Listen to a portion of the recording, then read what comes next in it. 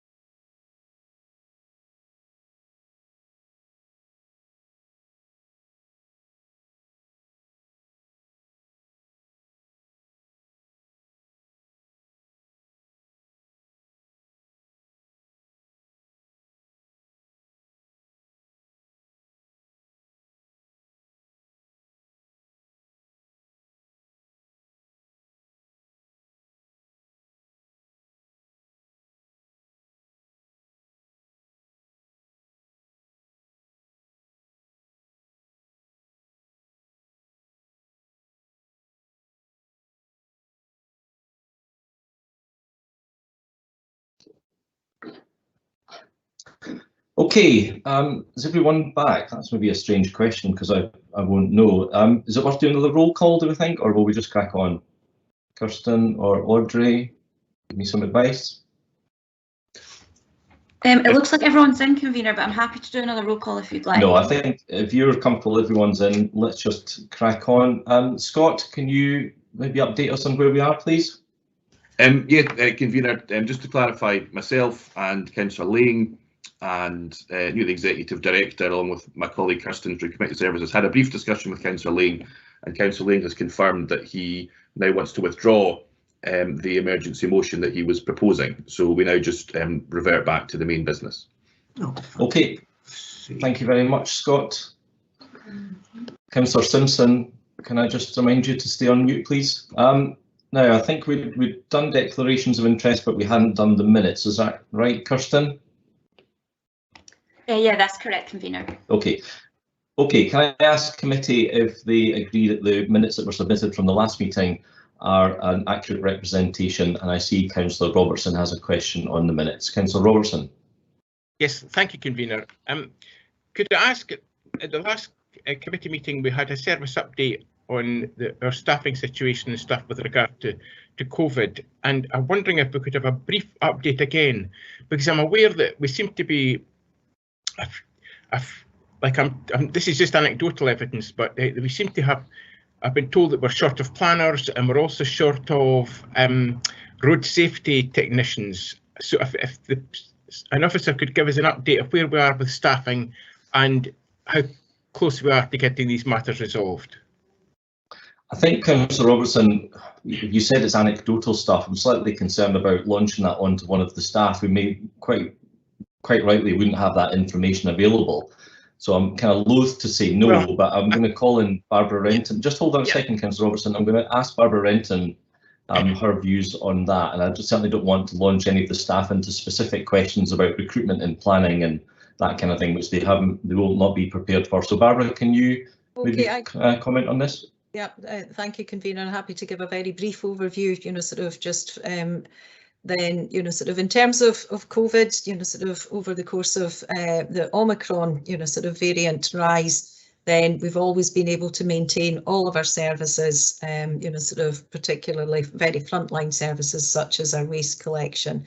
And that's been through the processes that we've developed over the course of the last 2 years in moving, you know, sort of staff within the service into those essential services. So nothing has been affected there. And I'm very grateful to the work of all of the staff who have been very, very flexible to ensure that those services have been delivered on time. In relation to other areas, then yes, we are aware that, you know, sort of that there are, you know, sort of people leaving, that there are areas where, you know, and that's, you know, sort of as a result, you know, sort of in many cases of people being able to homework. And, you know, sort of people have left for no other reason but better, you know, sort of financial opportunities and better, you know, sort of and different career opportunities there as well. And they've left, you know, sort of with, you know, sort of a degree of reluctance because they have enjoyed working with the council, but understandably in terms of their own home life and whatever. We continue to be able to recruit, you know, sort of there will be areas where, you know, sort of that is slower, but, you know, sort of, and we continue to monitor that as we go forward.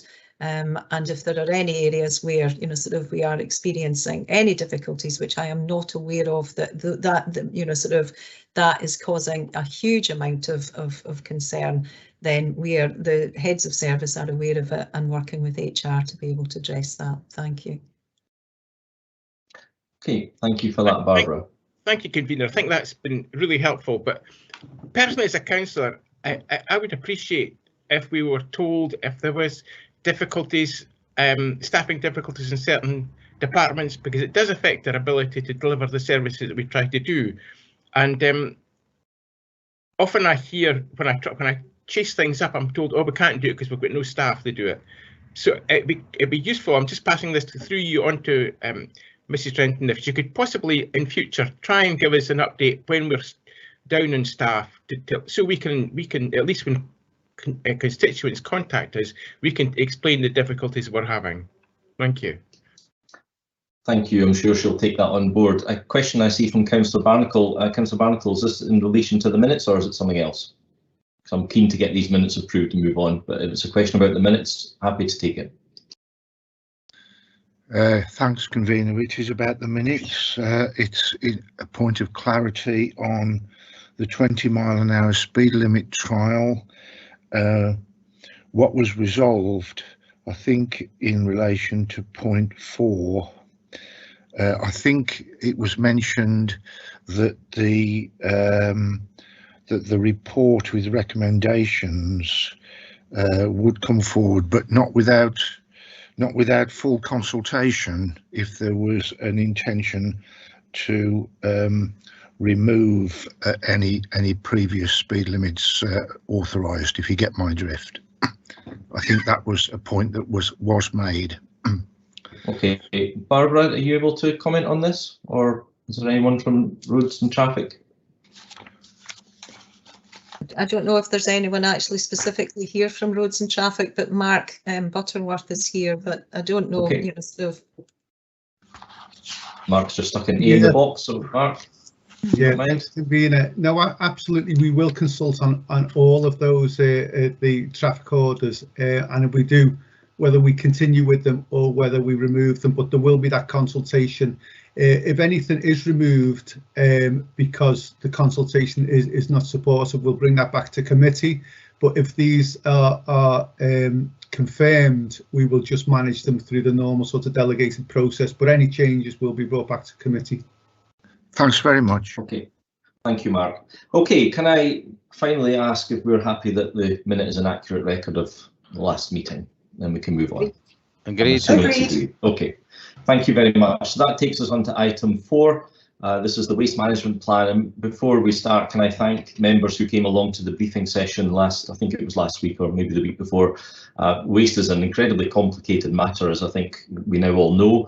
And it was really useful to have the opportunity to ask questions and get some really good answers from Sheila. So Sheila, can I just I know you don't want to do much of a report and just maybe move on to questions. Although, Sheila, is there anything you want to say before we open up to questions on the report? Just that it has obviously been, a challenging last couple of years with the pandemic, but obviously our teams have worked incredibly hard to ensure that we have continued service provision, which I think has been really important through this period. And as a team, as a waste strategy team, we have continued to be able to plan and develop projects on the back of that. So obviously the report just covers some of the key aspects of that today. I'm happy to answer questions around that. Okay, thanks, Sheila. And can I just open up to any questions from the floor? I know Sheila's got a range of our colleagues here today to take on hopefully any questions, so we'll see what questions come on this. Councillor McCall, first of all. Thank you, convener. I've actually got a couple of questions, but I'll do as requested, and I'll put my first one in and we'll come back round if that's okay. It's actually on fly tipping. And I noticed in the appendix it states that there's black bag waste and bulky waste, and the actions are going to be taken on that from the evidence that we've found. Can I just ask, what are we meaning by bulky waste, and what kind of actions are going to be taken? And I also have a supplementary really on fly tipping, if that's possible, convener, but I would like the answer to that first, please. Okay, thanks. Maybe Sheila, one of our colleagues, can answer that, and then if you don't mind, pop a cue back in the box and we'll come back to your other question later on, if that's okay. Sheila, you're one of your staff, take that, please. Yeah, so in terms of black bag versus bulky, what we have got is in some areas what we term mispresentation of waste. So that's where waste is not contained within curbside containers, and that would be your kind of black bags presented in different areas. But generally, most people would associate fly tipping with your bulkier items, and by that we mean things like mattresses, waste electrical items, or large quantities of material that's maybe come from a van, a full tip in terms of a house clearance. So that's kind of the differences. In terms of things we're currently doing at the moment, we're trialling the use of CCTV cameras to see if we can do a bit more in terms of detection. And we obviously have a process at the moment which is ongoing in terms of where we can gain evidence, which is not always possible with every fly tip, but where there is any evidence, particularly address or detailed, then we will write out to people to sort of address that directly with them. We're also currently looking to provide a response to the Scottish Government's litter and fly tipping consultation, and in particular that will be looking at further enforcement powers for the likes of local authorities and other measures that could be taken in terms of prevention, and also just kind of working with the public around these issues. So we will be providing a response to that as well. Okay, thank you. Does that answer your question? It does, but of course the answer has just put no. So can I just confirm there that the cameras that we've put out, I think it was in the Food and Drink Park, they are making a substantial difference. Is that the feeling that we're getting from that? So at the moment, obviously, it's early days in terms of gathering that information, but what we're kind of hoping is that the cameras would act as a deterrent where they are provided in areas, and also the cameras are potentially can be relocated and are mobile, so we can then target other hotspot areas. So we are looking at purchasing a second camera at the moment so that we can actually extend what we're doing in terms of the CCTV. Thank you. Councillor Barnacle, I notice you've got an error in reports you've written in. Is this an error that you'd like to highlight for us just now? Is Councillor Barnacle here? Yes, thanks, convener. It is actually on.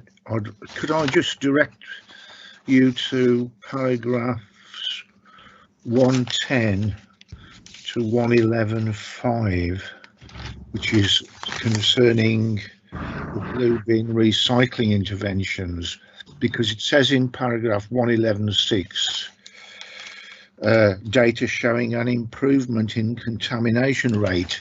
I think that should read reduction in the contamination rate, because it's actually gone to under 20%. Am I right? Sheila? Yes, that will be a reduction. It's a reduction in contamination rate. Thought Well it was worth spotted. pointing that out, Angus. Thank you. Yeah, well spotted, thank you. Councillor Lane, next, please. Thanks, Convener. I've got several questions, but I'll ask them one at a time and go Thank to you. the queue. And we'll only need a one-word answer, most of them. Do we, as a local authority, have the facilities to recycle foil food trays if they're washed? Sheila? So at the moment, we're not accepting that material through our curbside system, particularly because usually it's associated with food contamination, which makes it very difficult for the processor to then deal with that material.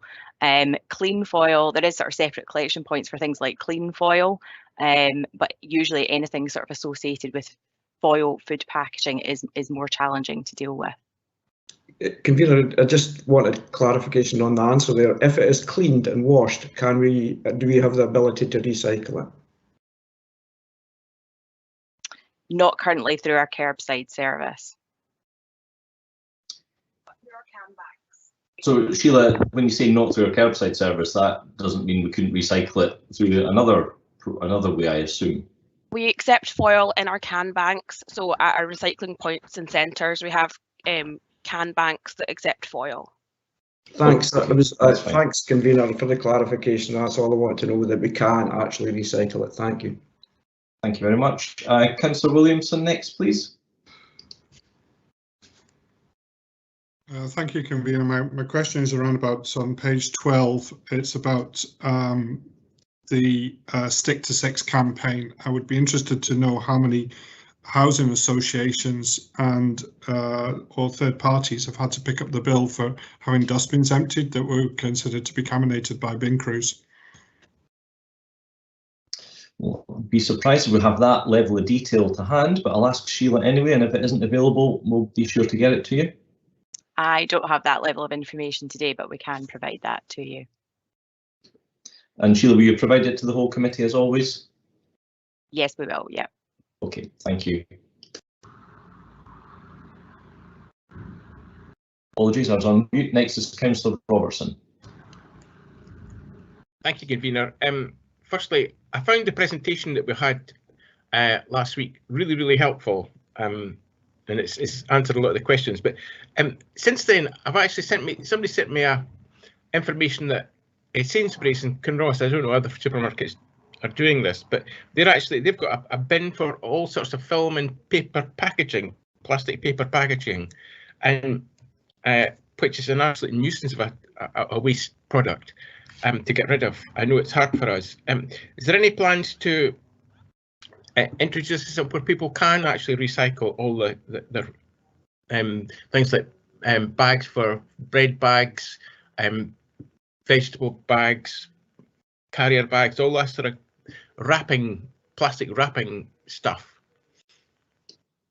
I think, I'm sure Sheila can answer that, but I think it's to do with the contract that is currently in place. Is that right, Sheila? Yeah, so our current contract obviously doesn't take that, but we are definitely looking at that for our kind of future service provision. So at the moment, you probably are aware that a number of supermarkets are collecting materials like that. And we would be looking at what the kind of processing capacity is like in Scotland in terms of our ability to then collect that at the curbside and take that. So we need to kind of understand what the availability of those plants is in Scotland, and we will be including that consideration for our future contract. That's super. Thanks, Sheila. Sheila, can I just expand on that? When does the contract expire and when would the new one come into place? And secondly, I assume there's a cost associated with that service if we were to provide it in the future, is that right? Yeah, so there will be different costs associated, but we are hoping to move to a twin stream service, which would separate our paper and cardboard, which often can attract income, and then the remaining material, which potentially would include films and flexible plastic packaging, would be a separate kind of gate fee. So that contract's coming to the end next year at the end of 23. So we have a bit of time to do a bit of research and look at what the availability in the market is for taking that material. And we'd obviously want to do that in dialogue with contractors to make sure that we provide the best service to the public. And is this linked, Sheila, to the extended producer responsibility that may well come down the line over the next couple of years? Yes, it's definitely linked to that, because extended producer responsibility, which is about plastic packaging and putting the cost onto producers, would mean that potentially if there's additional costs from us collecting and then processing that material, we would be recompensed through that, the new legislation coming through. So that's why it gives us that opportunity to look at that and potentially manage the financial impact of that if we're getting money back through producers through the new legislation. Okay, thank you, Sheila. Thanks for the question, Councillor Robertson. That was useful. Next is Councillor Duff, please. Thank you, Convener. My question surrounds the bullet points in section 1.5 of the report, which I think is on page 10. It's great to see that we're in the top 1/3 of local authorities in terms of our recycling rate, but my question is in relation to the final bullet point of 1.5. It's great to see our local audit and management scheme score is going up despite the budget cuts that we're facing. Where do we sit in terms of the Scottish average and our family group, and what are the top performers doing differently from us? I was sneaking a couple of questions in there, Councillor Duff, when I was otherwise occupied, but I'll let you away with it this time. Sheila? So we're slightly above the national average, which was 90.1%, and we are sort of slightly above our benchmarking group as well. Each, obviously, different other authorities obviously have also faced the same challenges to us in the last couple of years in terms of resources, particularly through the pandemic. And I think in some areas, sort of street sweeping and collection of litter and fly tipping has been more challenging, and often resources associated with that have been impacted. So we're part of a national group that kind of looks at litter and fly tipping with other local authorities. So we use that to kind of source information on best practice and look at what others are doing. But I think, you know, referring back to the litter and fly tipping consultation, I think there'll be a lot of good information coming from that about what other local authorities are doing, and is there any learning for us as an authority, or actually are we sort of sharing practice in terms of what we're doing? So we've got various channels at the moment for finding out that information. Okay, thank you, Convener. Look forward to the results of that. Thank you. Thank you, Councillor Duff. Thank you, Sheila. Councillor Parrott next, followed by Councillor Smith. Councillor Parrott. Thank you very much, Convener. My question is about the ban on waste at landfill and arises from the third bullet at para 1.1, expanded at paragraph 1.28. Can I have clarification first as to whether the heading to paragraph 1.28 talks of a ban on waste to landfill update, and then the paragraph starts with a ban on biodegradable waste. Can I ask whether it's a total ban on landfill, and can we have a little more detail on the cooperation with the other authorities mentioned there, and what is the nature of the support from Zero Waste Scotland and, by extension, Scottish Government? Thanks. Yes, so the ban to landfill essentially covers anything that's collected through our curbside residual service, anything we collect at our recycling centres in terms of black bag or bulky waste, and our kind of bulky curbside material as well. So essentially for us, under that definition, anything that we collect, we can no longer landfill. The overall national target was about ensuring that there wasn't anything less than sort of 5% going to landfill, but there is a further discussion at the moment about what that means for the commercial industrial sector in particular. So there is kind of wider dialogue around that. So in terms of us as a council, yes, everything that we currently collect as residual will be falling under that ban. And that's why at the moment we're currently, as you've asked the second question, we're currently working with other authorities with the aim of going to market at the same time to look for a residual waste treatment solution. for the next sort of 10+ years. And the nature of the support from Zero Waste Scotland and the Scottish Government was to provide funding to provide us with a technical panel of support, including legal support and a kind of technical advisor to help support with the contract development. So in particular, we will be focusing around things like carbon management within that contract and the kind of environmental impacts around that. So that's the nature of the support they are providing at the moment. Thank you for that. Thank you, Councillor Smith, followed by Councillor Barnacle. Councillor Smith. Yeah, thank you, Convener. My question would be that all the bins that are emptied, for instance, downtown, round parks, etc., all in bin, are all mixed contaminate, which I presume will go straight into landfill. Have we ever experimented, or have we had a trial period of where we can put bins out in the city centre that specifically ask for certain items to be dropped in to try and save this problem, to try and help this problem? Thank you. I think we have, Sheila, haven't we? We have on a kind of smaller scale, but obviously, Councillor, within the report, you know, so obviously previously we've done kind of recycling on the go, and that was difficult. We had quite high levels of contamination on our recycling on the go. So what we will be aiming to do, and we've mentioned within this report, is a rollout of additional recycling services for properties within the city centre, so that they've got proper access to dry mix recycling and food recycling services, because we acknowledge that that is a gap at the moment for household properties. But recycling on the go is challenging. I think where it has worked in the past is potentially places like railway stations or events where you can actually control those containers a bit better, but having them kind of out in the streets is a bit more sort of challenging. The other thing the report obviously mentions is a move nationally to deposit return system, which has the aim of trying to reduce littering and get people to be more responsible in terms of returning those materials and not, you know, utilising sort of general containers for them. So hopefully that national picture will help sort of change that position, particularly around places like parks and open spaces. Thank you very much. Thank you. Thanks, Sheila. Now, Councillor Barnacle, I see you've got 3 questions on DRS. They are all linked together to one. Happy to take them as a group, but let's go with the first one if that's okay, and we'll see where we go. I don't want to treat you differently to anybody else, so let's have your first question, see where we go from there. Thanks. Yeah, thanks, Convener. Paragraph 119, mention is made of retailers applying for an exemption. So my question is, how easy is that going to be, especially for smaller businesses? That's the first question. Thanks, Councillor. I'm wondering, Sheila, you may not have that level of detail given it's not a Perth and Kinross scheme. I don't know.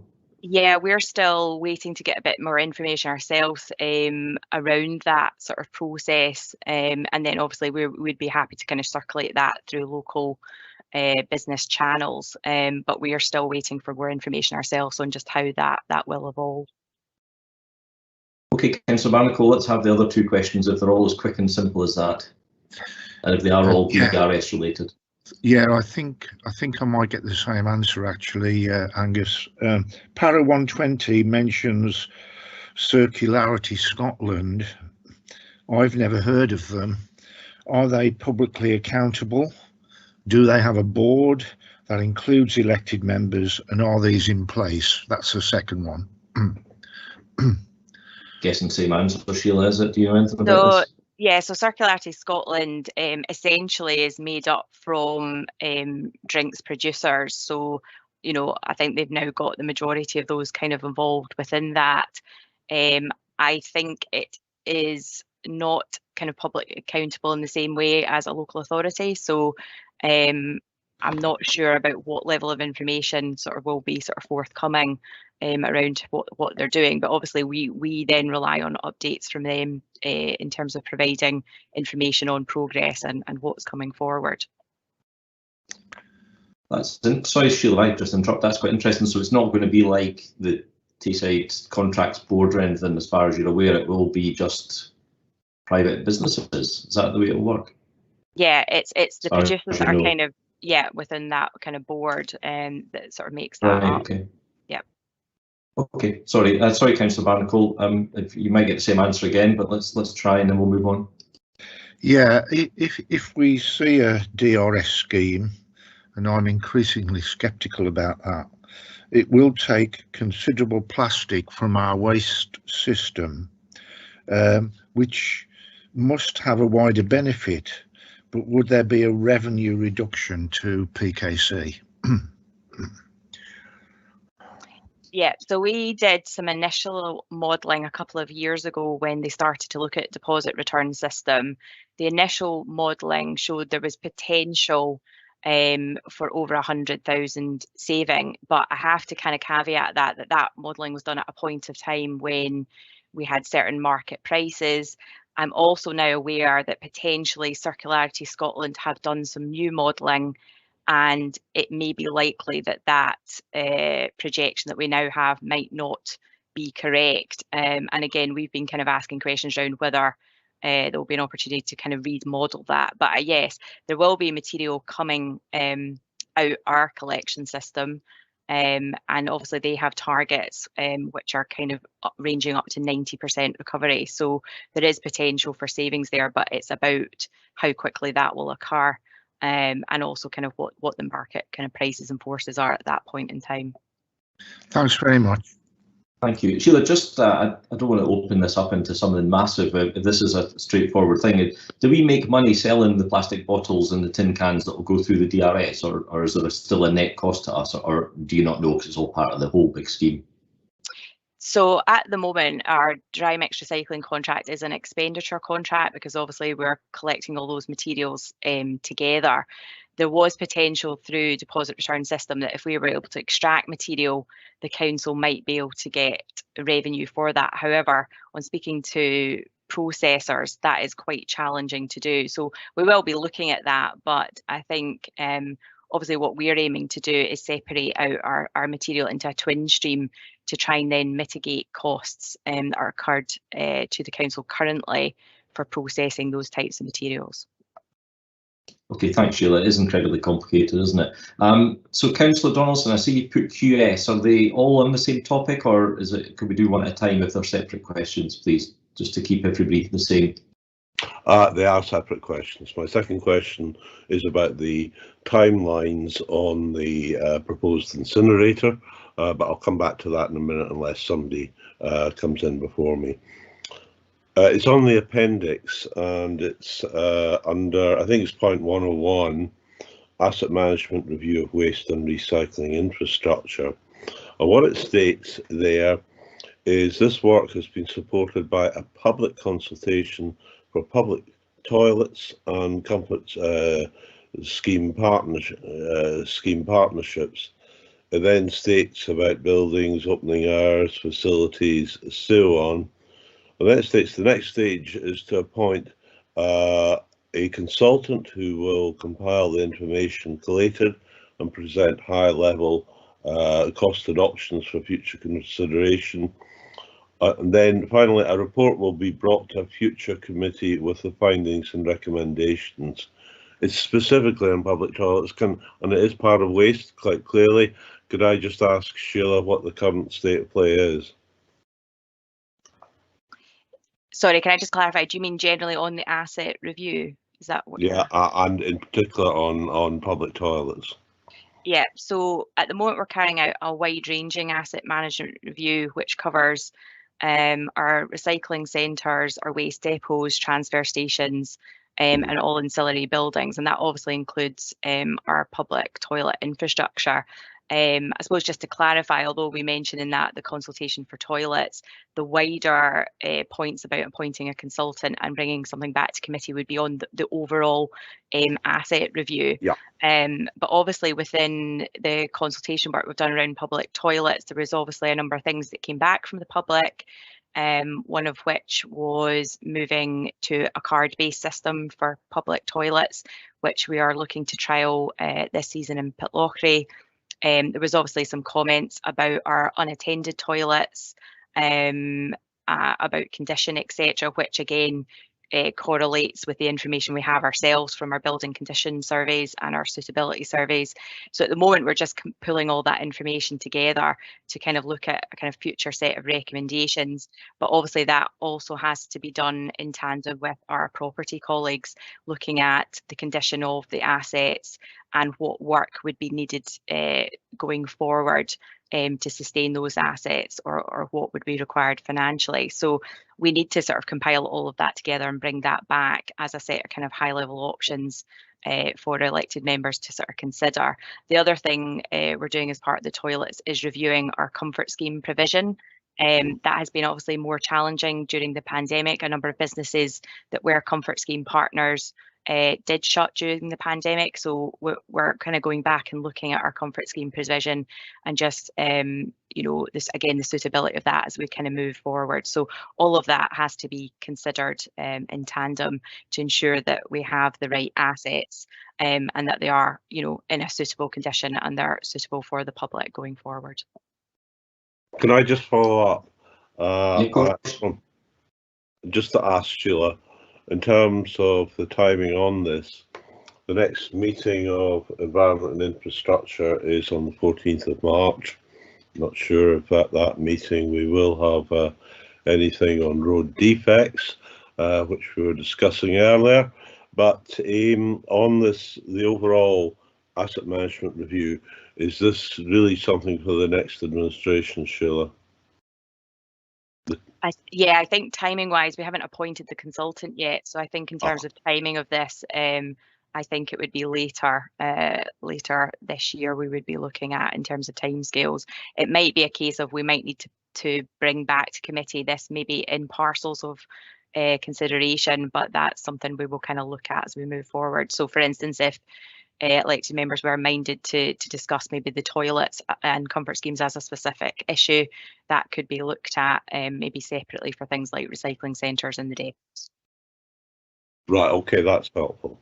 Yes, thanks. Thank you, Councillor Donaldson. If you could pop Q back in the box for your next question, we'll come back round to you. And just on the point of questions, once we've got yours in, I think we'll maybe make that the last question. I don't see any others popping up. So we'll move on now to Councillor Gray, who'll be followed by Councillor McCall. Councillor Gray, please.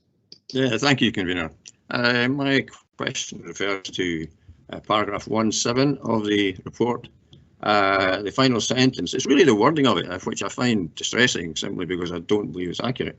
Our dedicated crews and support staff ensure that our 100 bin collection routes are completed each week, providing over 100,000 weekly scheduled uplifts.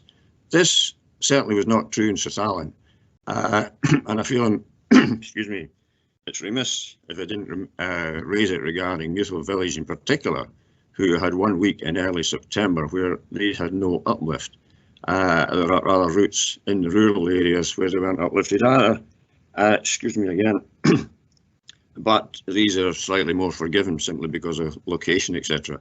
But for a whole village, it's not acceptable. And I really feel that that needs to be slightly adjusted. It gives the impression of a sweeping statement rather than a more accurate one, which does allow for some deviation where certain areas were not uplifted. Could you have this adjusted, please? Yeah, I'm not totally familiar with this one, but my colleagues have just messaged me to say that that was not a kind of COVID related situation. I believe that might have been an operational error due to kind of vehicle breakdown. These kind of operational errors do happen, or we do have problems sometimes with our fleet, which do create issues with collection. So I can only apologise if residents were impacted as in relation to that. But obviously what we're referring to within the report is more widely about the impact of the pandemic and the fact that we were able to continue all our collection services during that time. But that doesn't take aside from the fact that we do sometimes have problems in specific areas or within villages where there might be some issues with collection. Can I just point out, this was during the pandemic period? Yeah, I think, yeah, what I'm trying to clarify is just that in some cases we do have operational issues, but in the main, across the pandemic, we were able to still provide our full range of services. Okay, thank you. Okay, thank you very much. So I've lost my place. Councillor McCall, followed by Councillor Lane. Councillor McCall, please. Thank you, convener.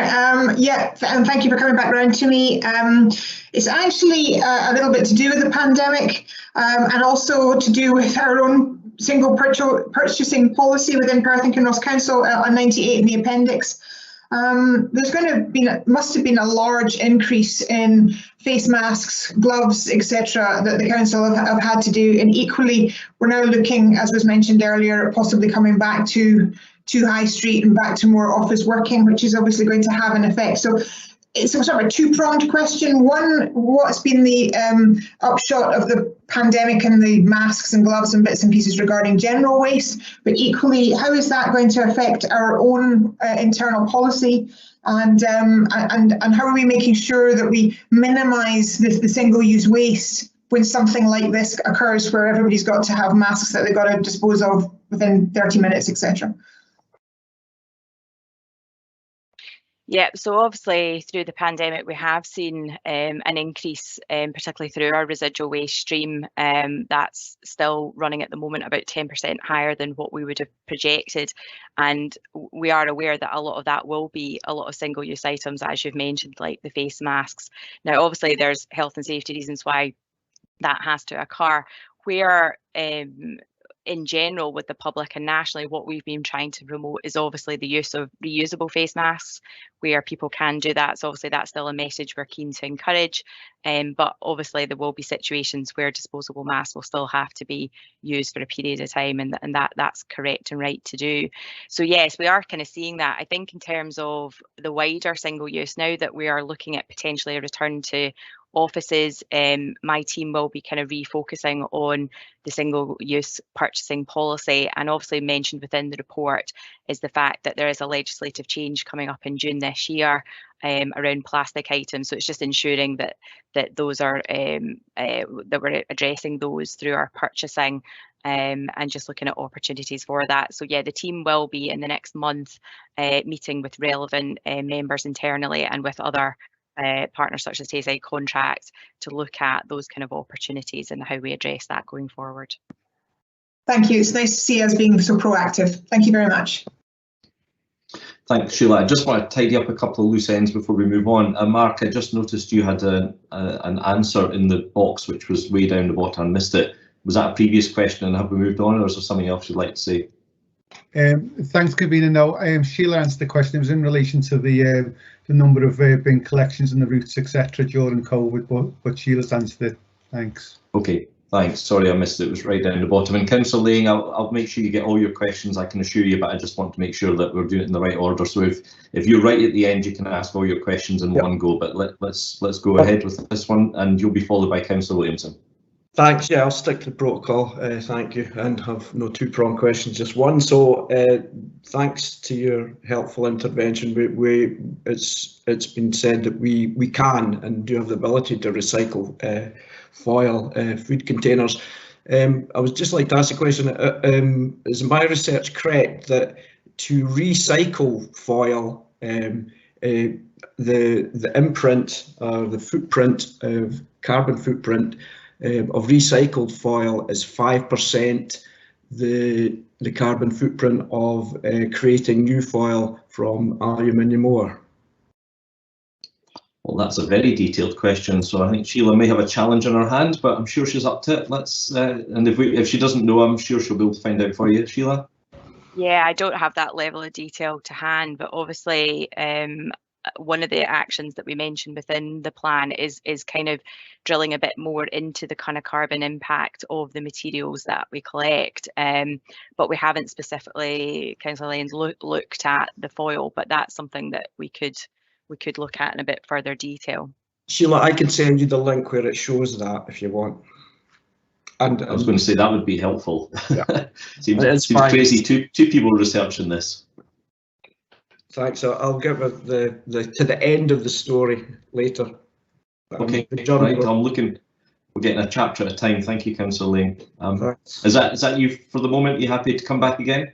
Councillor Lane, if it's all linked together, then as I've done before, I'm more than happy to have them. What I don't want is one question on one topic and then a completely different question on another topic. Okay. So if it's all connected, then I'm happy just to go ahead. Okay, thank you, convener. I appreciate that. So we can recycle it. The carbon footprint is 5% on recycled foil and not for new 5% of the total carbon footprint if it's 100. So the question is, why do at the moment we speak to officers, we provide nearly 2.3 million school meals per annum in Perth and Kinross, and they're provided in trays, foil trays that contain 10 portions. So just with the pure maths, that's 230,000 foil trays. Why are we putting them straight into general waste? I think it's a massive figure. It does not set a good example. This is eco schools that have got flags where children are brought up to try and recycle, and we should be showing that. And at the moment, Councillor, conscious you're getting into comment here, which you'll have perfect chance to do later. Okay, the question is why. The question is, why have we not worked? We've known this is coming for a long time. Why have we not put in place with our colleagues at Tayside Contracts a means of recycling these foil containers instead of putting them in general waste? Sheila, I'm going to give you the opportunity to answer the question, but I have a feeling you probably won't know it. But if there's anything you want to say, please go ahead. Or if any other officers want to come in on that topic. Yeah, I mean, I can start to answer. I don't know if Barbara might want to comment as well. I've been sort of made aware of this just recently, and as I kind of sort of previously mentioned, we are looking to have a meeting with all the relevant parties to talk about single use in general. So if there is specific concerns around an item, obviously that could be raised as part of that agenda, and we're happy to explore looking at a range of things within this. I think kind of coming back to the point on foil, you know, as I can only comment from what our current system is, and our current collection of DMR does not include, I think, the type of foil that you're discussing, Councillor Lane. Our waste analysis for household has very low levels of foil, and like I say, we provide a collection point for them in other locations. So what I think you're talking about is something more specific, because it's obviously down a kind of more commercial scale, and we'd have to kind of look at that separately. Okay, thank you, Sheila. Do any other officers want to comment on this? Silence would suggest otherwise. Councillor Ling, I don't know if I want to even ask you if that answers your question or not. I have a feeling it won't, but I think not just myself, but anybody out there must be asking the question that if we provided school meals to children and we're putting 230,000 annually foil containers into general waste, I think there has to be questions asked. I think that's absolutely fair, and to be perfectly frank, I think the place to ask those questions would be at Tayside Contracts, who ultimately will be the people making that decision. But I would, as I've done before, Councillor Lane, like to remind you that you chose to take 2 out of the 3 places that you have on that committee away without any form of replacement. And had you wanted to leave them in, they could have influenced that decision. Convener, if you let me come back, I have spoken to Tayside Contracts directly. Nobody in the committee knew or was able to question this. We weren't allowed to question it when the decision was taken to go to the CPU model. I have asked the question, and the answer coming back from is they will be looking in the future to see if they can do something with the council. I would have thought that it could have been done before we actually got to this situation. So I have spoken. I'm glad you've asked the question, and disappointed that you've chosen to remove your members from the committee who could influence the outcome of that. We'll move on to Councillor Williamson, please. Thank you, Convener. My question is around the local environment audit and management scheme. The figures, I was just wondering if greater detail could be given on how they were amassed for 2021, when the vast majority of us were actually in lockdown at that time.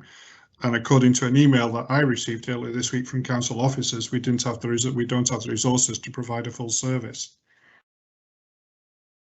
Sheila, I'm guessing either you or one of your colleagues. So in terms of normally we do 3 audits in the year.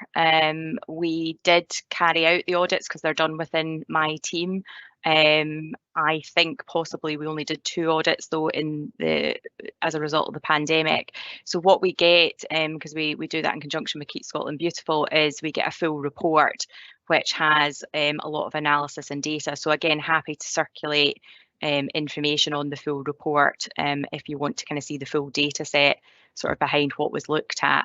Again, in the report this year, we mention that was obviously under the previous auditing. We're now piloting the new litter management system. So we're actually doing 2 sets of audits side by side this year to trial the new system. And again, that's been taking place through officers in my team. So happy to share further detail on that. Okay, thank you. Could I come back, Convener? Yes, of course you can, Councillor Williamson. I'm just trying to figure out in my head how are people consulted on whether they were happy with the streets when, as I said earlier, the majority of them were actually observing the law and were in the houses or shouldn't have been going out in the first place. But we've provided a reduction in service because we didn't have the manpower because they were redeployed. Those 2 things don't equate to a reasonable answer. So obviously the audit is only a snapshot of a number of streets, which again are selected by Keep Scotland Beautiful. So it's a random selection of streets under the different classification system that we work towards. So like I said, we were only doing a snapshot at periods during the year. We only do that a couple of times or 3 times in the year. So it is only a snapshot of a number of streets. And again, like I say, the full report would give detail of all the streets that we audited during that period. But obviously that would tie in with maybe different periods of the lockdown or different circumstances. So it's only a snapshot at a point in time. Sheila, I presume this audit was not done by Perth and Cross Council, it was done by Keep Scotland Beautiful, is that right? We do 2 of the audits and Keep Scotland Beautiful do a verification audit on the 3rd audit. So that's normally how it operates during the year. The other thing I suppose to mention is that there would have been less things, because one of the things we do audit is things like cigarette stubs. And obviously there would have been potentially less of that due to the fact that there had been a lot of commercial premises not operating at points during the year. So depending on the timing of the audits and what was going on at that time would influence kind of what you were seeing in terms of the litter and environmental quality. And obviously people were out their houses at some point because we weren't literally locked in our houses, we were allowed out for exercise and stuff. Okay, thanks for that. Where are we now? Councillor Duff followed by Councillor Jarvis. And I think I'm going to make the last question, which is last on my list. Councillor Lane, did you have another question, or was that last comment just to point out that you've been sticking to the protocol? Yeah, but it was when you... Councillor Lane, you're back on mute for some reason. Operator error, my error, sorry, okay. Convener. No, I've no other questions. It was just that you said that you were going to stop questions earlier behind after Councillor Donaldson, so thank you. No, that's okay. So the last question will be Councillor Donaldson. So we're now on to Councillor Duff, followed by Councillor Jarvis. Thank you, Convener. My question is regarding the extended producer responsibility scheme, which starts at 121. Obviously, the UK packaging producer responsibility system, there's some reform going on which will result, I think the Perth and Kinross Council participated in a cost modelling exercise, and it also talks at 123 about payments to councils in relation to the APR scheme. I just wondered if our participation in that had given us an idea of what the payments that Perth and Kinross Council might expect in future from such a scheme. Thank you. So the research that we took part in was carried out through an organisation called RAP, who will be providing information to whoever the producer compliance scheme that's appointed as we move forward. And we were included in research, so ourselves, Highland Council and Western Isles in terms of representation of island authorities, looking at specifically our collection costs and how we operate our collection services in rural areas. So RAP are taking that on board in terms of they recognise and kind of what's been shown, because we've just had the results of that first bit of research, is quite naturally, as you would expect, our collection costs are higher because of the geographic areas that we service, and that would be taken potentially taken into account in a payment mechanism. So that information and research will be provided. It's up to the producer compliance scheme what the final decision is on the payment mechanism, and we haven't had any further detail yet in relation to that. We're still waiting the outcome of the consultation work that took place last year, and they're still to appoint a producer compliance scheme. So until we get more detail, I haven't got anything further to share on what that payment mechanism would look like. But if it is based on modelled costs, I'm kind of hopeful that they are taking into account rural authorities like ourselves, and that we would then be recompensed for the additional costs that we have for collections in rural areas. Thank you. That's very helpful. Thank you, Sheila. Thank you, Councillor Duff. Councillor Jarvis, followed by Councillor Williamson.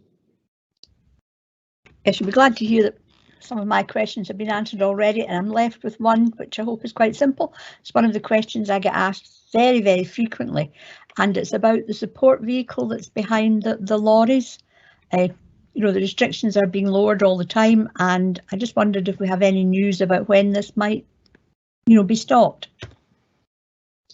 I'm guessing that's a question for Mark. Yep, here we go, Mark. Yeah, thanks, convener. Yeah, there is a lot of talk about the support vehicles, and I know I've had a number of comments from elected members asking the same questions.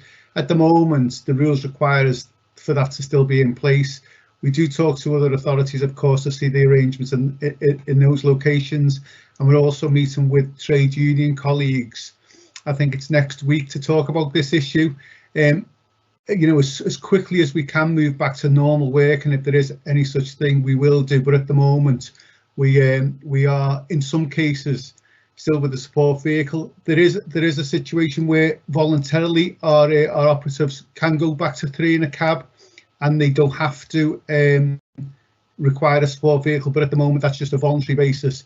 It's not compulsory. But we are talking to unions next week, and hopefully we will get back to normal working arrangements as soon as possible. Okay, thank you very much. Thank you for that. Councillor Williamson, followed by Councillor Donaldson, and Councillor Dawson, as I said before, will be the last question. Councillor Williamson. Thank you, thank you, convener. My question relates to the rollout of the recycling provision in Perth City Centre, and I'm just wondering how soon before we can anticipate the rollout of recycling provision within the rural areas. There's certain parts of my ward that have got a 70-mile round trip in order to get to a recycling centre, let alone the recycling points. But I'm just wondering how soon can some of our more rural communities anticipate a rollout of recycling provision in the community? Sheila, is that one for you or someone else? So we haven't included that obviously within the plan. We'd previously, you know, we've discussed with committee that we've looked at costs for expanding things like mixed food and garden, and there is substantial revenue and capital costs associated with a further rollout if that was desirable. However, within sort of the kind of national legislation, there might be a consultation around organics provision. And I know that, for instance, in England at the moment, authorities have been provided with a national fund to support further rollout of food waste provision in particular. So we will be looking to see what kind of comes forward in terms of proposals. If it becomes mandatory, I think there would have to be a kind of national discussion or contemplation by Scottish Government around funding to support local authorities with the revenue and capital costs. Obviously, we're looking to the Recycling Improvement Fund to help support the funding of a twin stream recycling and also city centre recycling. And it will be interesting to see whether that fund, which at the moment is 70 million, whether there would be any potential in the future for that fund to be expanded upon to allow then councils to apply for further services in other areas. But we need to cover the revenue and capital costs for any kind of additional service provision. So it's kind of looking at what the funding opportunities for that are. Does that answer your question? Yes and no. I think there's an equality of service there, isn't there? And it's been dictated by the finances at the back of this. My view is that you wouldn't be expecting people from Perth city centre to do a 70-mile round trip in order to get to a recycling point, because the finances don't stack up on this. I think there's a certain things we can be doing to try and support more rural communities, maybe with mini recycling points with the smart technology on, which let us know when they're full, for example. But I think we could be doing more rather than just sitting and waiting on it. And I think, you know, whilst as Sheila's said that there's grant funding that may be available, maybe we as council should be looking at the funding we can provide to try and support a service. I completely agree. I think rural areas do suffer in all sorts of things, not just in recycling, and it does all come down to money. So let's see what the next budget tells us, and maybe we can do something about it. Okay, let's move on to the final question, which is from Councillor Donaldson. Thank you, convener. Totally separate question. We've got the ban on landfill by December 2025. That's just under 4 years' time. The proposal is with Stirling, Clackmannan, Sharp, Falkirk, and taking from the paper is a contract for an incinerator by September 2022. Can I ask Sheila Best, one, is that timescale in fact online? The question of funding of the new facility, is there a preferred location, but in particular, when do you hope, because of all the various planning arrangements and such like, when do you hope to have the facility fully operational by? So we are contracting for a residual waste treatment solution. We're not contracting to build a plant or operate our plant ourselves. So we will be going out to the market and looking at what provision is available. We are aware that there is a number in Scotland that are not fully operational. They're either at planning or construction, commissioning phases. And so within the contract, what we'll be allowing for is, although the contract potentially will start from October this year, there might need to be a continuing of a landfill solution to allow those plants to come online, but the requirement would be that they do that before the landfill ban comes into place. There is other facilities at the moment currently operational in Scotland, so we will be going to the market and looking at hopefully a range of suppliers coming forward with their potential solutions to ensure that we can meet that ban by, at the latest, December 2025, but hopefully earlier if those facilities are available and online. And this is in what we're doing here is in cooperation with the 3 other council areas I referred to. So originally we'd kind of thought it might be a joint contract. What is actually going to happen is we'll all have our own individual contracts, but we will be going to the market at the same time, which makes it a lot easier for suppliers to kind of look at what they are going to provide and kind of whether that might be a joint solution for some authorities or not. But we will have our own individual contract for Perth and Kinross Council. Okay, thanks. Did you say you had a second question, Councillor Donaldson? No, that's fine. No. Okay. Sheila, I thought incinerators were banned in Scotland. No, at the moment, there is currently a review of incineration being carried out by the Scottish Government, but that's more looking at things like how much capacity there is in Scotland. Would there be under capacity, over capacity, etc. But I think it's recognised at the moment that the main solution, if we're not using landfill, would be an energy from waste treatment facility, and all energy from waste facilities are now obviously heavily regulated by SEPA in terms of environmental impact. So you know, at the moment, that is the kind of options available within Scotland. I think the incineration review by the government will look at other types of technology, but as we know at the moment, in terms of this contract going forward, it is likely it will be an energy from waste treatment facility we will contract with. And is energy from waste just a biomass type system? Is that just a posh name for that? It's just, yeah, it's burn. It's like a mass burn facility that can potentially produce heat and power at the back end. Okay. Okay, thank you. Right, that brings us to the end of that. So in moving this report, Sheila, can I thank you and your staff for the work you did over the pandemic, and also thank you for the time you spent with us all, or most of us, at the session last week. I'm delighted to see that we're moving in the right direction. We've gone from 15th to 10th position across Scotland, which is excellent news. And even though the recycling rate in 2020 declined in the previous year, our carbon emissions have continued to decrease, which I have to say I find quite surprising. But as I've said many times, this is a very complicated matter, and I'm sure the answer to that lies within there somewhere.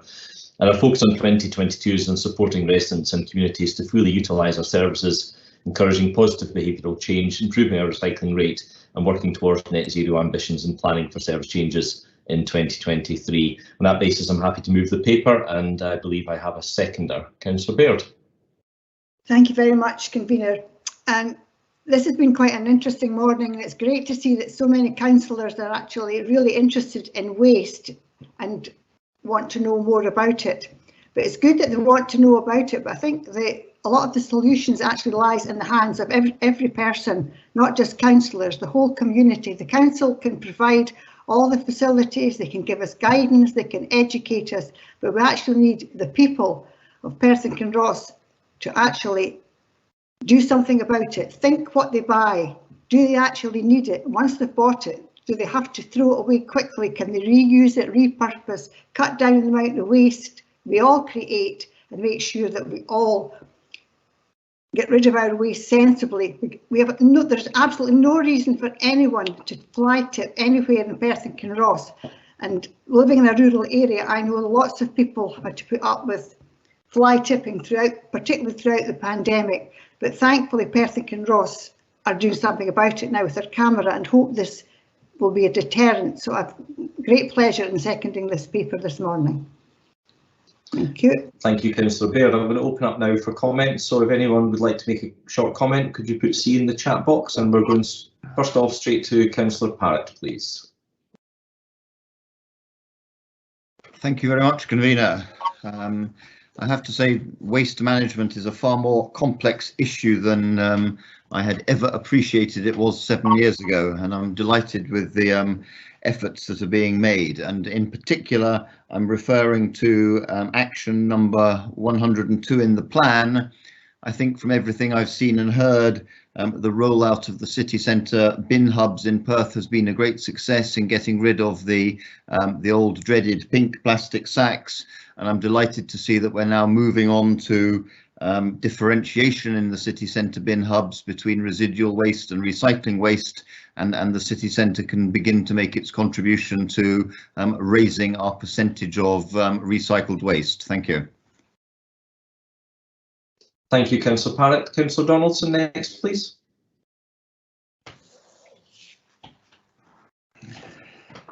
Thank you, Convener.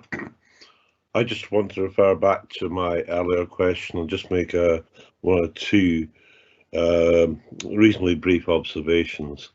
And that is, I'm glad that the review of waste and the recycling infrastructure, what Sheila Best has stated, is it may even be taken in parts, and I think that'll be overall an important review. But on public toilets, you know, we're actually moving in Crieff. It may come up under Andy Clegg's presentation later, but to the revamp of the Murray Fountain and James Square in Crieff. I think that's really important because it's such an important focal point for the local community and for events throughout the year. and yet the public toilets in Crieff remained closed over the winter months. I think it's an issue that it's not a huge cost to rectify, but we do have a situation where in Blairgowrie, in Dunkeld, in Pitlochry, the public toilets are open over the winter months, yet Crieff, a tourist town, they are not. I think it's a situation that's got to be rectified. I don't believe that comfort schemes answer the question. It'd be far better just to reopen over the months of October to March, and those facilities are available. And it would accord with what is being proposed in James Square and for the Murray Fountain. Thank you. Thank you, Councillor Donaldson. I presume we'll look forward to seeing a budget allocation in your next budget for that to happen. Councillor Lane, followed by Councillor Duff. Thanks, Convener. First thing, I would like to give you the chance to retract. You made the statement before and I've asked you to retract it, and you have, that I remove people from a committee, which is factually incorrect. People remove themselves from a committee if they do not wish to sit in it for whatever reason, if they do not feel that the reports come forward and they have a chance to scrutinise anything, they remove themselves, and members of my group choose to go on an outside body. So I'll give you a chance to say, to retract the fact that you insinuate that I remove people from Tayside contract support.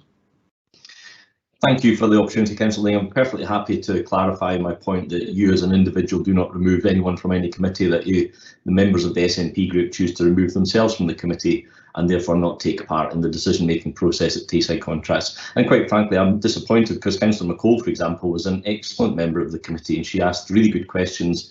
And quite frankly, we need more people like Councillor McCall, but if she chooses not to serve on that committee, that's absolutely up to her. So I'm happy to clarify that situation and delighted to hear your comment. Well, the comment was also in the part of your answer to my question, where you seem to shift the blame for the foil not being recycled back to Tayside Contracts, as though it was their problem. Yet the end product ends up in our school kitchens, or after the meals have been regenerated. And as part of the administration who brought this forward without any consultation in a member officer working group phase where these questions could have been asked, obviously you have and your administration have been remiss in not realising the waste that would be and not putting in place before we took this. The fact that annually we could be putting at least 230,000 foil trays into general waste. It was interesting, and I do agree with a lot of what Councillor Baird said in her seconding the motion, but it's hardly set a great example as an entity as large as PKC that we are putting that amount of aluminium into general waste, where if it was recycled, it has a massive decrease in the carbon footprint. That said, the rest of the report I think is really good, and I welcome the moves we're making towards helping in the climate emergency. But I'd really like to thank the staff who have worked through really hard conditions and with very few exceptions managed to maintain a wonderful service across Perth and Kinross. These people have been out, as always, they're out in all weathers. They were risking their health to a certain degree, although all precautions were taken. They were out there lifting our waste all through the pandemic, and all these other services have been fantastic. So I think right down from all levels of the staff within the waste service and waste collection deserve the utmost praise from everybody within Perth and Kinross, councillors, residents and everybody. And I wanted to take this opportunity through Sheila and Barbara and everybody here that they could pass on certainly my thanks. I'm sure everybody on this committee's thanks for the unselfishness and the work that they've done over the last 2 years. Thank you. Thank you, Councillor Lane. I'll make sure that's passed on. And Councillor Duff, please. Thank you, Convener. This is a very comprehensive report on waste management, and it contains a lot of very good work in this area. Despite the impact of COVID, we remain in the top 1/3 of local authorities for our recycling rate. Our environmental and audit management score of 93.4% remains significantly higher than the Scottish average and higher than our comparators. We've maintained a full curbside waste and recycling service during the pandemic. Our Stick to the Six campaign has been very successful in overcoming some local issues and getting things back on track. A continued reduction in our carbon emissions, down over 34% since the introduction of the plan, and we've now incorporated further climate actions into the waste management plan. There are of course challenges to come, such as the deposit return scheme and its impact on small retailers and their income from recyclates, and work to further reduce waste to landfill. But I'm confident that our officers will be able to meet these challenges and keep up Perth and Kinross's very commendable performance in relation to waste management. Thank you. Thank you, Councillor Duff. I don't see any other requests for comment, so I'm going to just now, to finish this off, ask you formally if we can agree this report. Oh, agreed. Hang on. Agreed. Sorry, I think Councillor Barnacle is waving at me. Yeah. Does that mean you have a comment, Councillor Barnacle? Is your chat function not working? Yes, that. I think you've missed it, Angus. I wanted to make a comment on I don't see it. Deposit return scheme, if possible. Yeah. Will you allow my comment? Yes, of course. I don't see it in the chat box, but of course, please go ahead.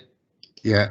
Well, first of all, I welcome the report, and my comment is not a criticism of the council or its staff, but I really feel I need to comment on the deposit return scheme outlined in paragraphs 118 to 120, because as a member of Rural Scotland's Council, I asked members to note that we actually lobbied the Scottish Government for several years to introduce a scheme, and finally persuaded them in September 2017.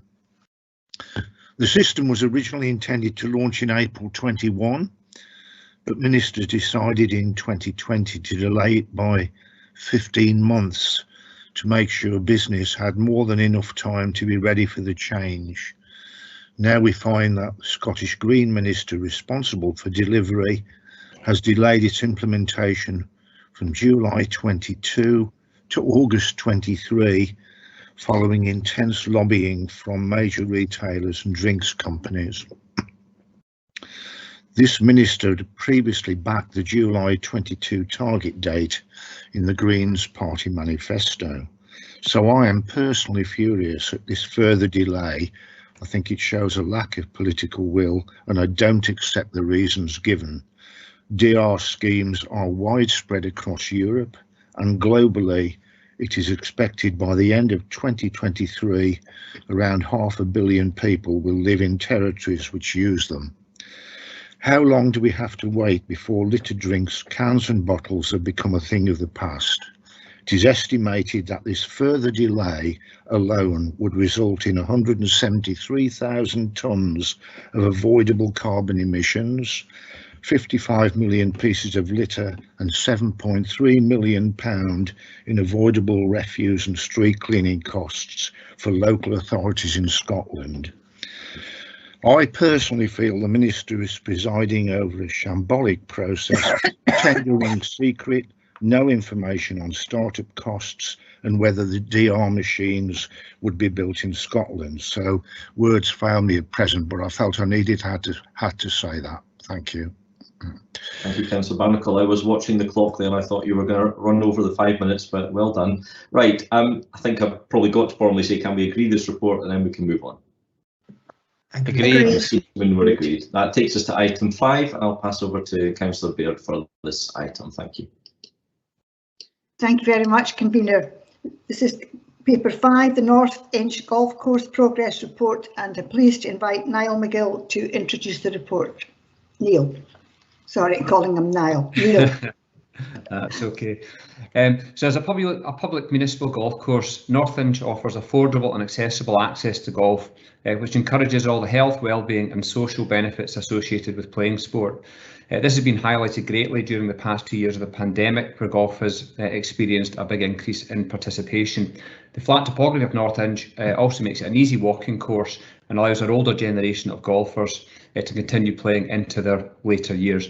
This report provides an update of North Inch Golf Course performance against the business plan over the past 18-month period from April 2020 until the end of September 2021. It further details overall performance in the past 6 years against the business plan, which was put into action in 2016. The report also brings forward a new business plan for the period of 2022 to 2027. Thank you. Thank you very much, Neil. I will now open up to questions. Councillor Simpson. Thank you very much, Vice Convener. My first question relates to page 64 and also 67, where mention is made of volunteer groups.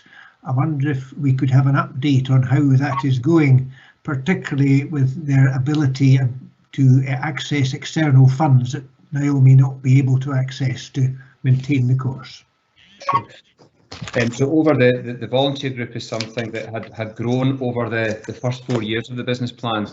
Over the past 2 years, during restrictions in pandemic, the volunteer group activities have been scaled back. Well, in fact, there was nothing during 2020 at all, and only small amounts during the past year.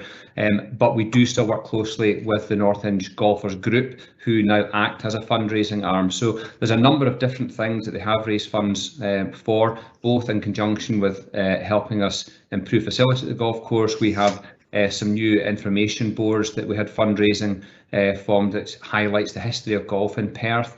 We also received funding through the Golfers Group for buying golf equipment to bring youngsters into the sport. So we now have a stock of golf clubs there for them, and the group are now looking to try to access, and we're working along with them to assist in how to help them access separate funding opportunities. And a couple of the representatives have been going along to recent meetings the council have held, coach them and help them in being able to access funds. But our volunteer group activities, we plan to really get going again, hopefully this coming year, as restrictions now ease and we're able to do so much more. Thank you. Councillor McCall. Thank you, Vice Convener. Hi, Neil. Excellent report, as always. Thank you very much indeed. As a bit of a pathetic golfer myself, many private clubs are still only offering pretty much 1 day a week for lady members. And the national figures really, if you look at the figures in the report, are sort of highlighting that with 13% of female participation. So I was just wondering what steps you were going to try and do to address this sort of gender imbalance. I noticed in the objectives the equality side of it is number 4 on the list. Not that I'm grading them, but is there anything that you think you can do to try and get more women playing golf? Yeah, absolutely. We actually we have run women's sessions over the past 6 years, and it's something that we'll continue to do so. So we have a subsidised season ticket called Get Into Golf, which at the moment this year we had 37 people, and this ticket is a subsidised level, but it also includes coaching as well to get people into the sport. So of that at the moment, we've got 24% of those. I think it's 9 of the 37 are women within that group. We've also, up until restrictions of pandemic, we had run sort of taster and coaching sessions when what we're doing is working along with Perth Ladies Golf Club. So we have volunteers within the Ladies Golf Club who have been trained on their level 1 coaching certificates to come along and help do that.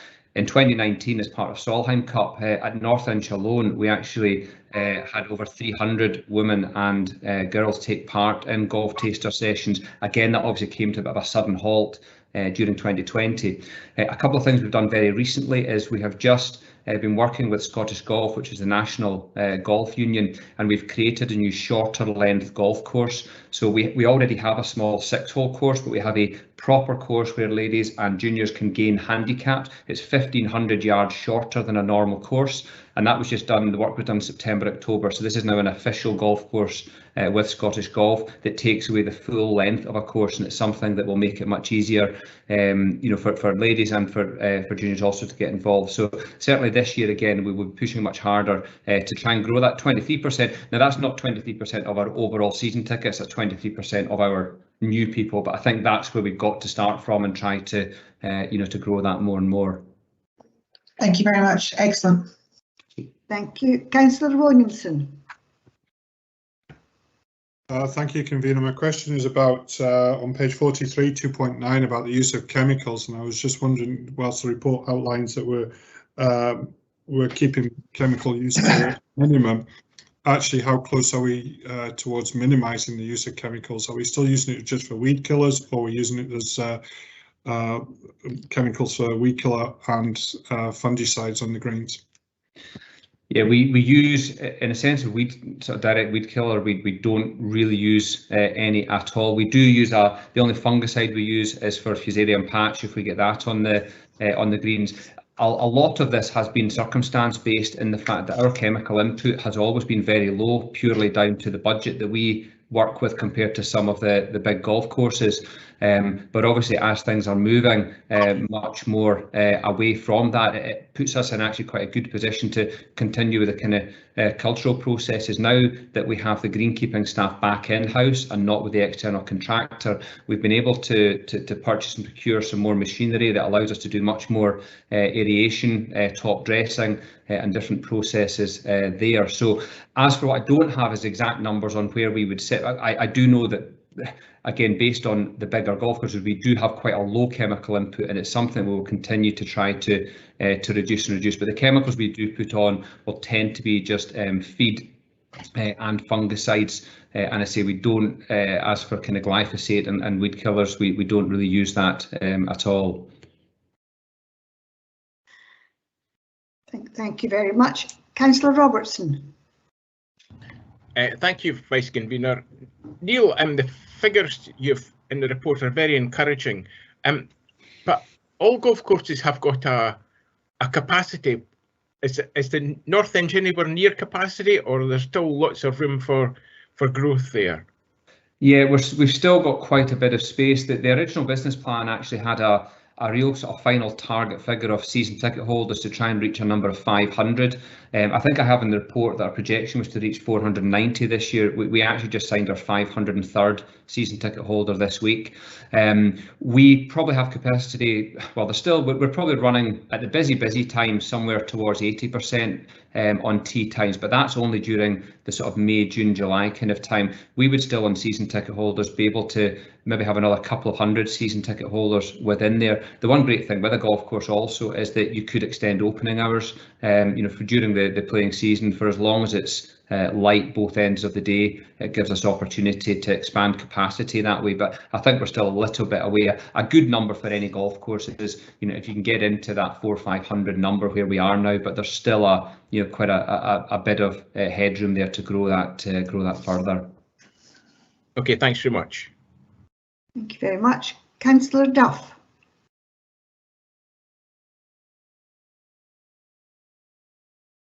Thank you, Convener. My question is around about paragraph 1.9. It's an excellent report. There's lots of great information in it. As the grandfather of an 8-year-old who's recently taken up golf and is very, very good at it, I would have to say, for his age, I'm delighted to see that you've grown your junior season ticket holders from 10 up to the current level of 88. And I'm sure that there'll be many other golf courses out there keen to know what your secret is of doing that. So I don't know if you could tell us a little bit about the junior membership, and including how much we charge juniors to take part. Yeah, absolutely. So the junior program was one of the biggest things when we got involved, or I got involved. We changed the program 6 years ago. There were very few there. So a couple of things we did very quickly was we established a 6-hole short course. So effectively, on the first 2 holes of the main golf course that are approximately 400 yards each, they're broken down into 3 shorter length holes. We also started regular Wednesday evening coaching sessions for the juniors. So what we do is we close that part of the golf course off, so no adults are pushing behind the juniors to play through. They go and start at a different part of the golf course. It takes the pressure away from the youngsters and have them a length of course that they're able to play. I'm also a golf professional as well, so I began giving them coaching, which was all included in their season ticket, which we only charge £20 for the year. That gives them unlimited access to the golf course, unlimited access to coaching, and we also run Easter summer camps also that they have access to.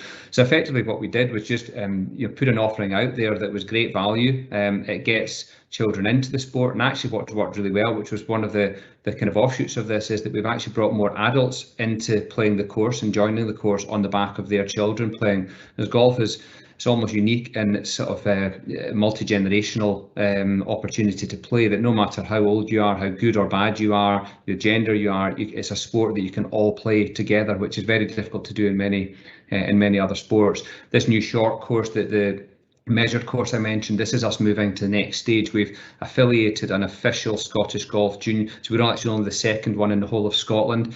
There's one in South Ayrshire also, which is an affiliated junior standalone golf club. This allows us, we have a lot of things in place for the sort of 5 up to 12-year-old, and what we've struggled with is to have that sort of development pathway for them to take further, because we weren't able to offer handicap and competition golf, and that's now something we'll be able to do with the new junior club.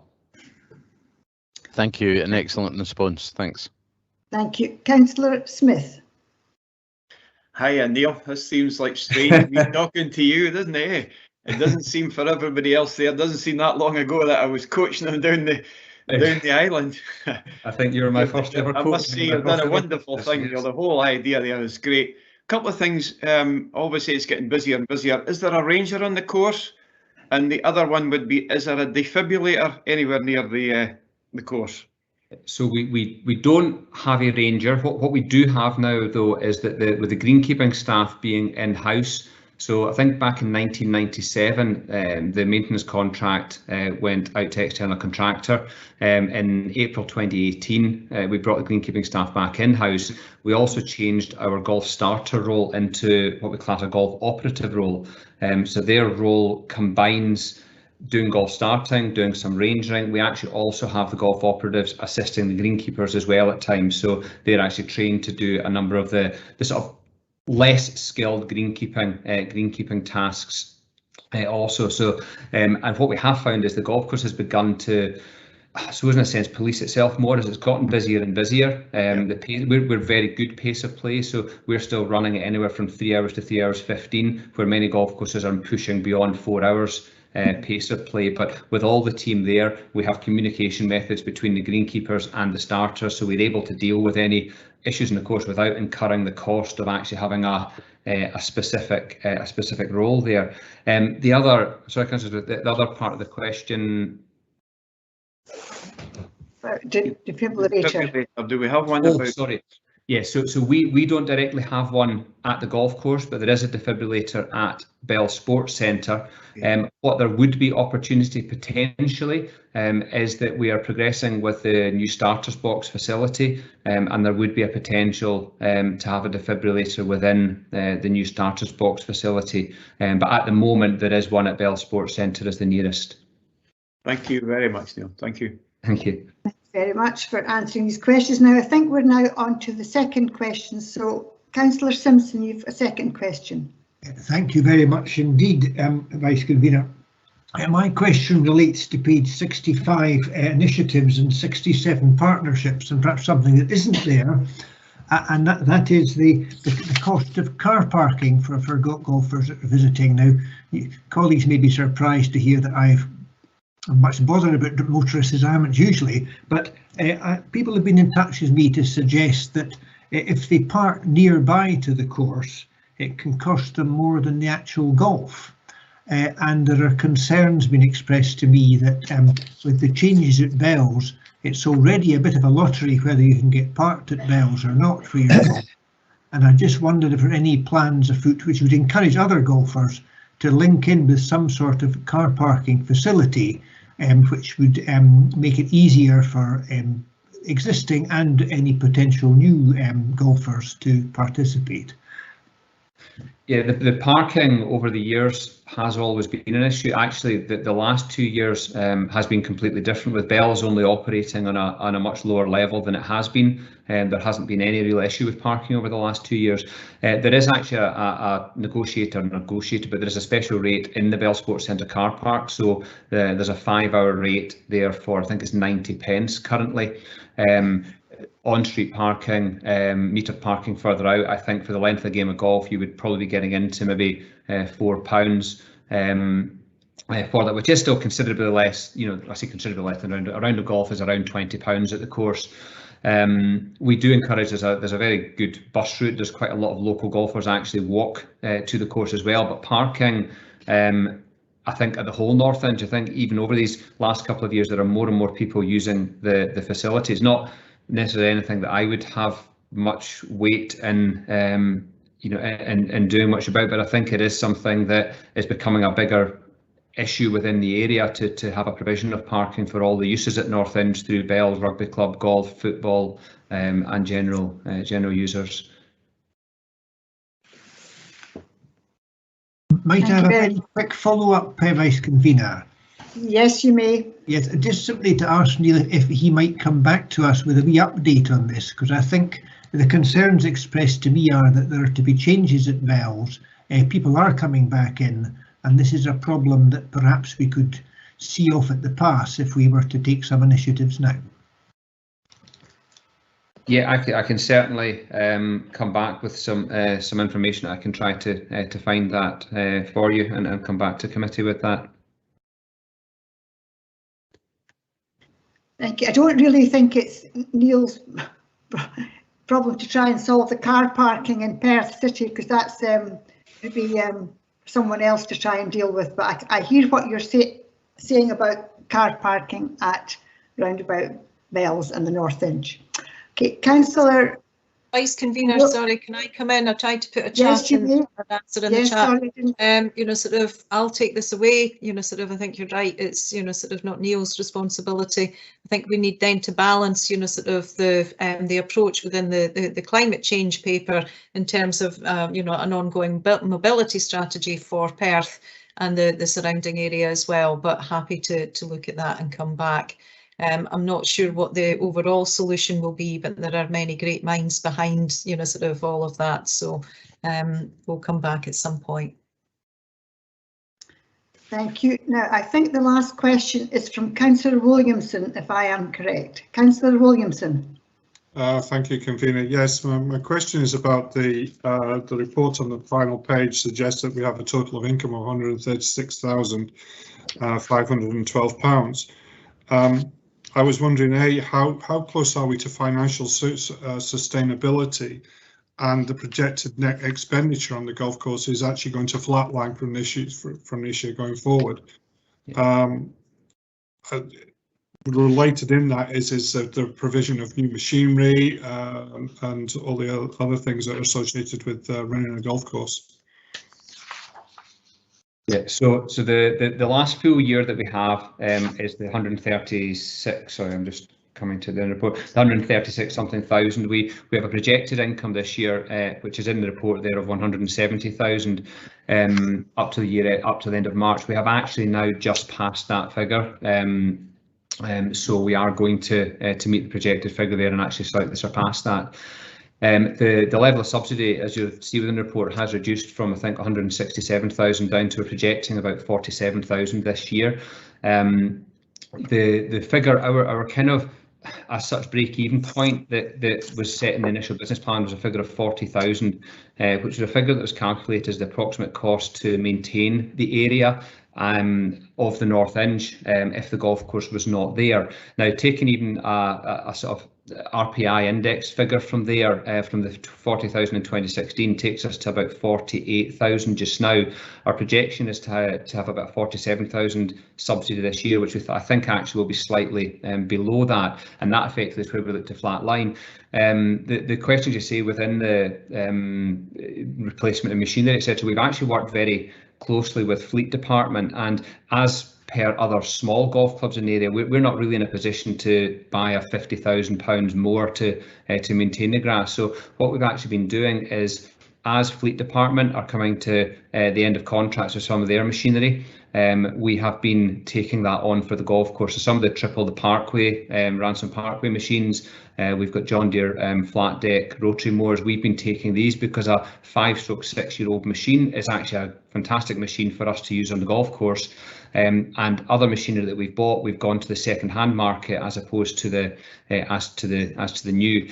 We had some and I say just trying to work around that way. But yes, to continue to grow and to continue to maintain the levels that we are just now, it's going to hopefully come through a further growth in usage, which is going to generate. And that's really where we come from the outset, is that our revenue budget has remained pretty consistent over the past 6 years, and the reason that we've been able to reduce the subsidy level is through operating income, as opposed to being able to cut any costs, because we're also very low. Then we'll just continue to try to operate the golf course as a small business and try to be, it's always very tight to do, but we just continue to try and be as economical as possible with the available budget that we have. Thank you. I see no more questions now, so I am happy to move this report. This is a really good news story, and Neil has been coming over the last few years showing us the steady improvement of this golf course, which is becoming quite a jewel in the crown in Perth. It's encouraging to see all the new young members playing, and also that modern apprentices are getting a chance there to improve their golf and learn about greenkeeping and go on and take further qualifications. So this is a real good news story, and I would like to thank Neil for not only answering the questions today, but leading a good team and making the golf course such a success. So I'm happy to move the report. And can I invite Councillor Smith to second the report, please? Thank you very much, Vice Convener. Well, Neil, it seems, as I said, strange you and I like this. I have to say this report is exceptionally good. Thank you very much for that. The way you've implemented it has been great. I think the council, together with you, have done a great job. It means a lot to me, the inch being the way it is, because as you know, being professional up the hill for a long time, there was an awful lot of customers came to me from there. I go back as far as Dennis Christie, who was the professional many years ago. I played in a pro-am down there for the artisans many years ago as well. I think Glenn Campbell being your greenkeeper, this is one of the things that we've all got to realise, that if you don't have a golf course in good conditions, people will not come. I know that through different jobs I've been at. He's got it in great condition. I've spoke to a golfer last night who was full of praise. He also informed me, like Neil did, that they've now got 500 and odd season ticket holders. Great. Great to see the youngsters coming back, because as we know, Neil, in the trade, and I'm retired now, there was a big downfall in golf. It has now come back, and you've really helped to bring it back, and I think we can all be thankful for you to bringing this forward. So I'm more than delighted to second this report. Thank you. Thank you. Councillor Simpson, you have a comment.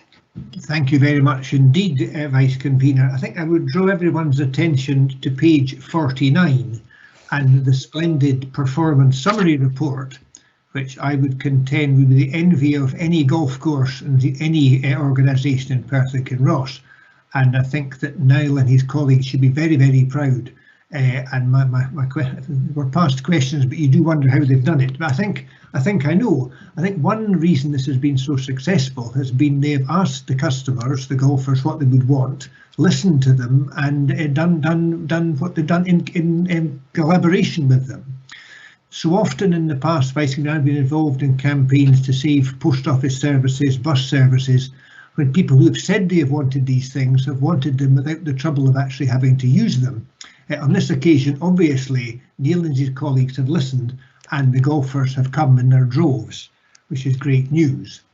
I think it's also important for members to bear in mind that we as a local authority have a duty to protect, maintain and promote this golf course, which is arguably the oldest golf course in the world. So I think we need to pass on to Neil and his team the grateful thanks of everyone for maintaining this golfing icon. Thank you, Vice Convener. Thank you very much. Thank you. Councillor Parrott.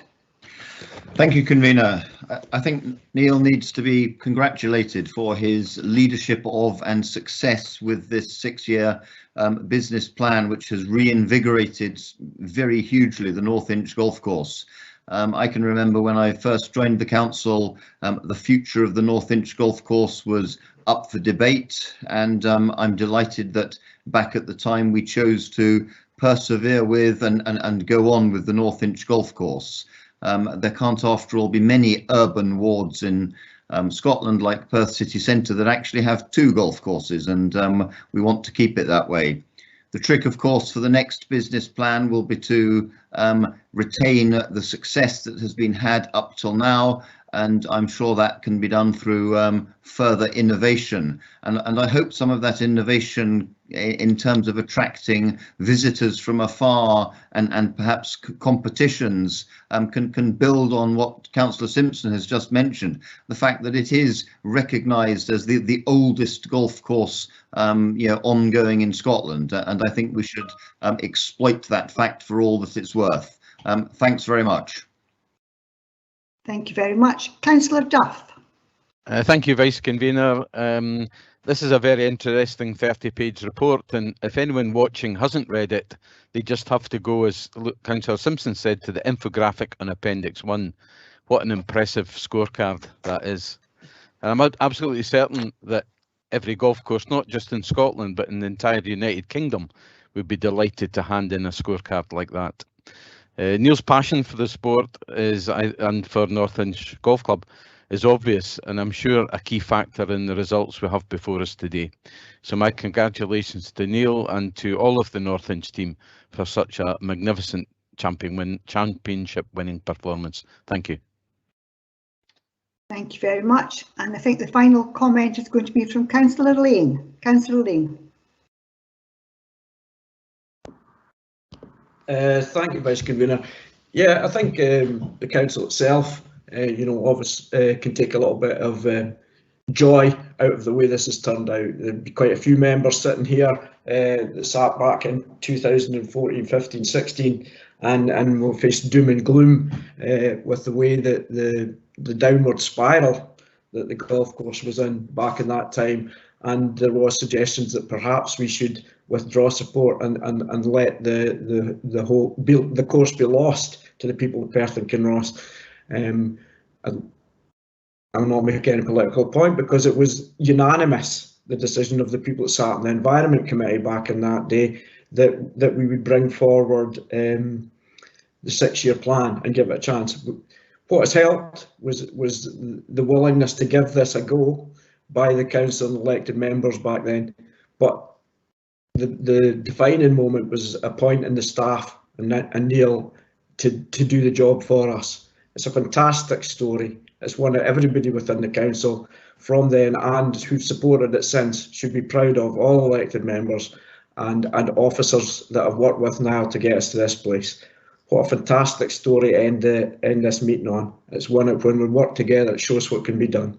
So thanks to everybody here for persevering with this, but mainly to Niall and his team for making this a success story. And I'm sure that it will continue to be successful moving forward. It's a great asset for the city of Perth. Thank you. Thank you. I'm sure, Neil, you'll be delighted to hear all the glowing reports from all parts of the chamber, the virtual chamber this morning. So well done to you and your team, and every continued success. So thank you very much for coming along and answering all the questions. I'll now pass you back to the convener. Thank you. Thank you, Councillor Baird. So that brings us to the end of today's meeting. I want to thank the officers for turning up and answering all of the questions, and there's been lots of really interesting and really good questions, and it's great that we've had a couple of papers which, as everyone has already said, are all good news, with recycling going in the right direction and some great news about the golf course. So thanks to everyone involved. I'm very conscious that a briefing session is starting very shortly from Andy Clegg, so I'll bring the meeting to a formal close now. Thank you all for your attendance, and I'll see some of you on the other side, as they say. Thanks very much, everyone. Have a nice day. Thank you very much. Thank you, convener.